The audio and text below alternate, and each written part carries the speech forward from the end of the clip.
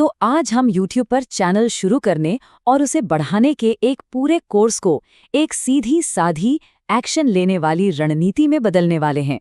चलिए इसमें सीधे उतरते हैं। जरा सोचिए, 7 वीडियोस, 2 महीने और 10,000 सब्सक्राइबर्स। ये सिर्फ कोई नंबर नहीं है, ये असलियत है। एक बिल्कुल नए चैनल ने ये कर दिखाया। सुनने में थोड़ा मुश्किल लगता है ना? पर यहाँ सवाल ये उठता है कि भाई YouTube पर जहाँ 2.5 बिलियन यूजर्स हैं, वहाँ इस लेवल की सफलता आज भी कैसे मुमकिन है? बस यही वो सवाल है जिसका जवाब हम आज जानने वाले हैं। तो चलिए अपने पहले हिस्से में चलते हैं, YouTube का अवसर। और हाँ, हम उस एक आम डर की भी बात करेंगे कि कहीं शुरू करने में बहुत देर तो नहीं हो गई है। देखिए, एक बात समझनी होगी, सबसे बड़ा अफसोस देर से शुरू करने का नहीं होता, बल्कि कभी शुरू ही ना करने का होता है। हर साल नए क्रिएटर सफलता पाते हैं, तो ये सोचना कि अब बहुत देर हो चुकी है, ये बस एक बहाना है जो हमें रोके रखता है।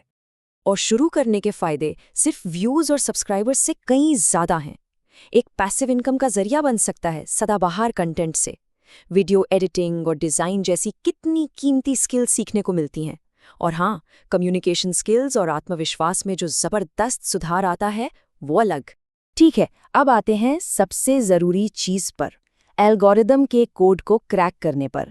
इसे हम एकदम आसान बना देंगे और सिर्फ उन चीजों पर ध्यान देंगे जो सच में मायने रखती हैं। YouTube एल्गोरिदम का एक ही सीधा साधा लक्ष्य है, लोगों को प्लेटफॉर्म पर ज्यादा से ज्यादा देर तक रोके रखना। और वो ये कैसे करता है? उन्हें ऐसे वीडियो दिखाकर जो उन्हें पसंद आएंगे। ये कोई रहस्य नहीं है, ये एक सिस्टम है जिसके साथ मिलकर काम किया जा सकता है। अब ये बात ध्यान से सुनिए, एल्गोरिदम 80 बिलियन से ज्यादा सिग्नल्स का इस्तेमाल करता है, लेकिन एक नए क्रिएटर के लिए उनमें से सिर्फ दो ही सबसे जरूरी हैं। तो बाकी सब भूल जाइए और बस इन पर ध्यान दीजिए। और ग्रोथ की वो 2 चाबियां हैं, CTR यानी क्लिक थ्रू रेट और वॉच टाइम। CTR एल्गोरिथम को बताता है कि टॉपिक और पैकेजिंग आकर्षक हैं, यानी लोग वीडियो को चुन रहे हैं। और वॉच टाइम उसे बताता है कि कंटेंट अपने वादे पर खरा उतर रहा है, लोग उसे अंत तक देख रहे हैं। दोनों ही बेहद जरूरी हैं। चलिए अब क्रिएटिव प्रोसेस की तरफ बढ़ते हैं। अपना विनिंग आइडिया कैसे ढूंढें? हम देखेंगे कि एक ऐसे टॉपिक से कैसे शुरुआत करें जिसमें वायरल होने की क्षमता पहले से ही साबित हो। अपना नीश ढूंढने के लिए ये 3 P नियम याद रखिए। पहला P है पैशन, मतलब ऐसा टॉपिक जिसमें आपको सच में मजा आता हो। दूसरा P प्रोफिशिएंसी, यानी वो टॉपिक जिसके बारे में आपको जानकारी हो या सीखने में गहरी दिलचस्पी हो। और तीसरा P प्रॉफिट, मतलब एक ऐसा टॉपिक जिसमें ग्रोथ और ऑडियंस की डिमांड हो। एक बहुत बढ़िया कहावत है, विजेता अलग चीजें नहीं करते, वे चीजों को अलग तरह से करते हैं। इसका मतलब है कि हर बार कुछ नया बनाने की जरूरत नहीं है, बल्कि जो सफल है उसे एक नए अंदाज में पेश करना है। और यहीं पे आउटलायर मेथड काम आता है।